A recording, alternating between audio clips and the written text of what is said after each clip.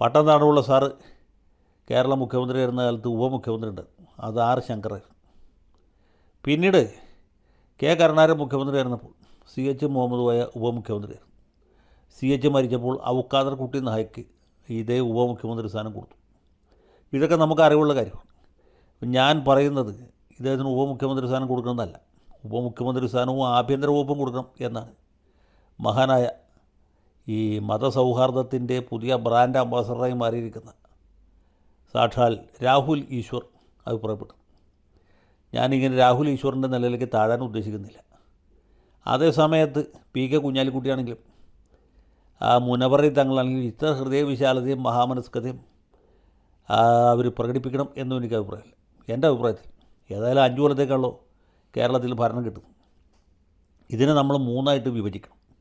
കുഞ്ഞാലിക്കുട്ടി സാഹിബിനെ പോലെ സീനിയറായിട്ട് ഒരാൾ ഇനിയിപ്പോൾ ചെന്നിത്തലയുടെ കീഴിലോ സതീശൻ്റെ കീഴിലൊക്കെ ഉപമുഖ്യമന്ത്രിയായിട്ടിരിക്കുകയെന്ന് വെച്ചാൽ വലിയ പോക്കണം കേടാണ്. ഇനി ഉപമുഖ്യമന്ത്രി സ്ഥാനം ഇല്ലാതെ വെറും വ്യവസായ മന്ത്രിയായിട്ടിരിക്കണം എന്ന് പറഞ്ഞാൽ അതിനേക്കാളും കഷ്ടമാണ്.